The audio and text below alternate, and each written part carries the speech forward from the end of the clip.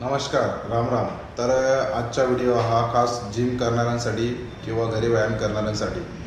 तर खूप साऱ्या मुलांचे एक प्रश्न असतो की रोज पुशअप्स करायला पाहिजे का? तर मी सांगेल हो आणि नाही. हो का बरं?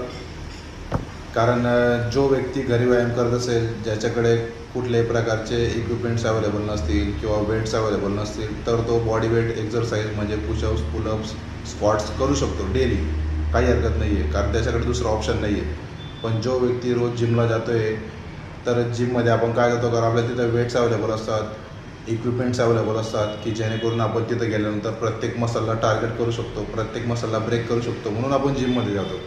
मग जिममध्ये गेल्या गेल्या काही मुलं काय करतात, गेल्यावर सरळ वॉर्मअप करतात आणि सरळ पुशअप्स करायला लागतात.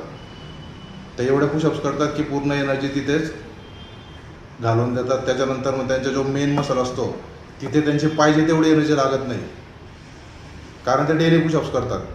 हां, वॉर्मअपसाठी जर तुम्ही एखादा सेट करत असाल तर काही हरकत नाही आहे. पण वॉर्मअप कधी, ज्या दिवशी तुम्ही ट्रायसेप्स करणार, चेस्ट करणार, त्या दिवशी तुम्ही तेव्हा पुशअप्स करू शकतात. कारण चेस्ट थोडा ॲक्टिव्ह करण्यासाठी आपण ट्रायसेप्स किंवा चेस्ट मसल्स ॲक्टिव्ह करण्यासाठी आपण एखादा सेट करू शकतो.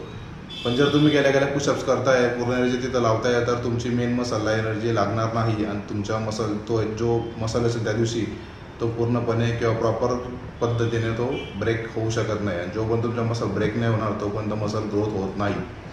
हा सगळ्यात कॉमन सेन्स आहे, पूर्ण कॉमन. पण हे कसं गावाकडे बऱ्याच मुलांना माहीत नसतं, म्हणून मला असं वाटलं की याच्यावर मी बोलायला पाहिजे. हे मी खरं तर माझ्या अनुभवातून बोलतो आहे. मी कुठं काही वाचलं नाही किंवा कुठं काही बघितलं नाही, म्हणून सांगतो आहे. गेल्या 5-6 वर्षात जे मी शिकलो आहे, मी कधी पुशअप्स पुलअप्समध्ये टाईमपास करत नाही. पुशअप्समध्ये करते, पुलअप्स करतो मी बॅकच्या दिवशी. त्यामुळे जो पण तुमचे मित्र कोणी जिम करत असेल, कोणी घरी व्यायाम करत असेल, त्यांच्यापर्यंत हा व्हिडिओ नक्की पोहोचवा. म्हणजे त्याला याच्यातून काहीतरी शिकायला भेटेल आणि तो पुढे ही चूक कधी करणार नाही. Thank you so much. Love you all.